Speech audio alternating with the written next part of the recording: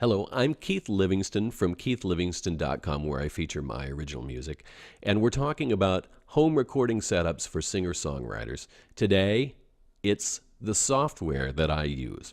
Now, there's two main pieces of software that I use to record. One is called Audacity, which I use for very simple stuff.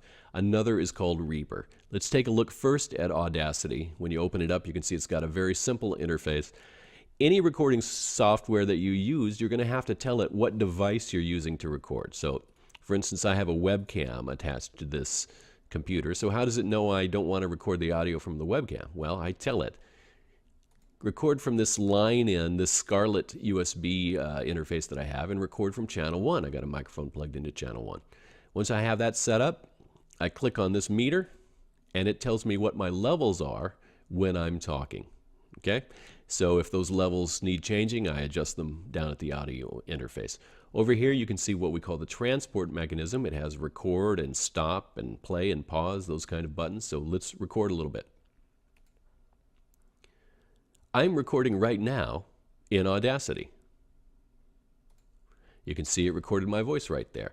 Now, if I wanted to record another track, I'd just hit record again and it would open up another track and record that. So it's very simple, super simple to record any ideas that you might have, or if you're just doing vocal and acoustic guitar, you might be able to manage it in Audacity. It has a volume control right here and a pan control to pan left or right, and it's quite simple to use.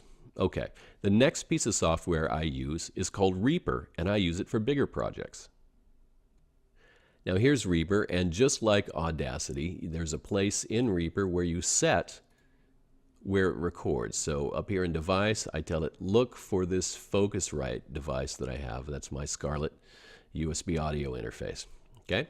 Now, if I want to add a track in Reaper, I just pop open track, insert new track. I tell it to look at input 1 rather than input 2 or stereo. I can choose input 1, input 2, or input stereo if I want to record both at once. I've just got one mic plugged into input 1. I arm it with recording, and then I can immediately see my levels up here, and I can hit record and start recording.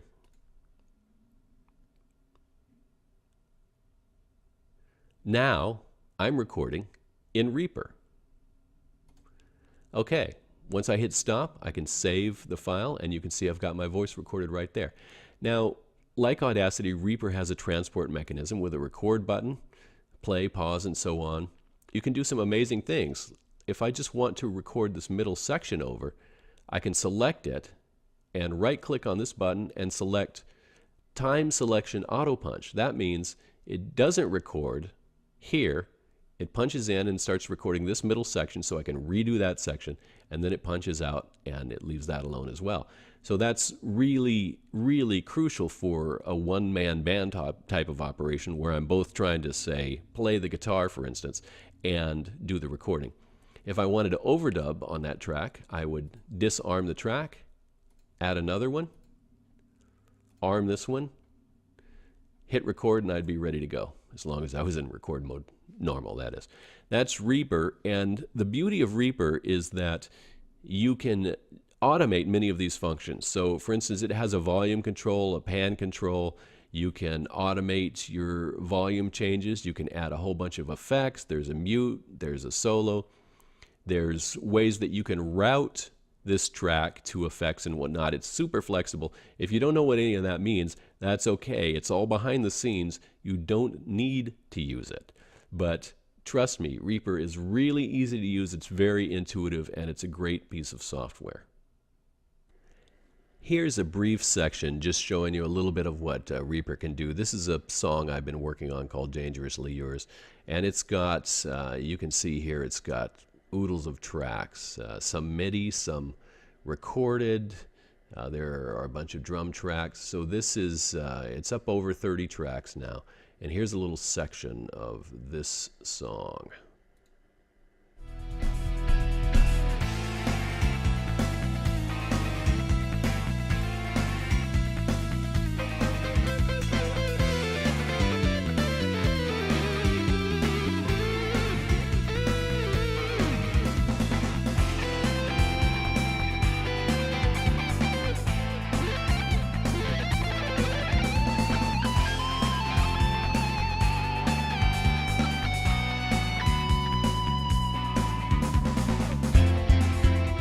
So as you can see, Reaper is capable of handling many things. A lot of these tracks have effects on them. There's a lot of stuff going on. There's volume changes, volume automation.